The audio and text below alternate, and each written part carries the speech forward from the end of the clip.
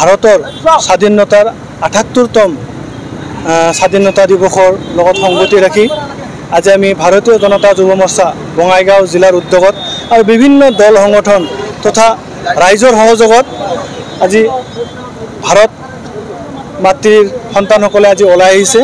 সকলোৱে ওলাই আহিছে যে আজি আমি ভাৰত মাতৃক যি আমি ভাল পাওঁ সেই সকল ব্যক্তি আজি আমাৰ এই ৰেলীত অংশগ্ৰহণ কৰিছে।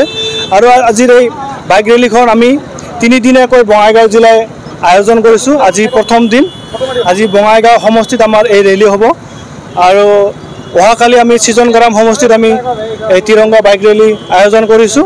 আৰু 13 আগষ্ট পৰহি আমি অভয়পুৰী সমষ্টি ভিত্তিত আমি এই বাইক ৰেলী আয়োজন কৰিছোঁ। আৰু সকলো ৰাইজক অহা দুদিন যি বাইক ৰেলী হ'ব সকলো ৰাইজক আমাৰ এই ৰেলীসমূহত অংশগ্ৰহণ কৰাৰ কাৰণে মই আহ্বান জনাইছোঁ। আৰু লগতে আজিৰ এই ৰেলীৰ আমাৰ উদ্দেশ্য এটাই যে আমাৰ যি ভাৰতবৰ্ষ যি স্বাধীন হৈছিল সেই স্বাধীন লগত সংগতি ৰাখি আজি আমি আমাৰ সকলো ৰাইজ আজি ওলাই আহিছে।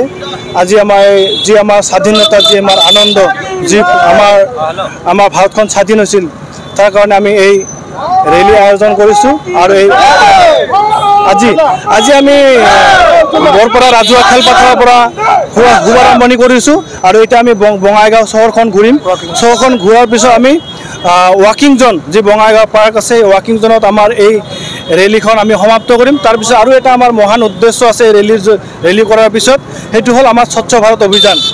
যি নৰেন্দ্ৰ মোদী ডাঙৰীয়াৰ যি সপোন যে ভাৰতখন আমি যি ৰাজহুৱা স্থানবিলাক থাকে সেই ৰাজহুৱা স্থানবিলাক আমি চাফ চিকুণ কৰিম। আৰু আমাৰ ৱাকিং জ'নৰ কাষতে আমাৰ শিৱ মন্দিৰ আছে আৰু এই শিৱ মন্দিৰতো আমি এই স্বচ্ছ ভাৰত অভিযান কাৰ্যসূচী ৰাখিছোঁ।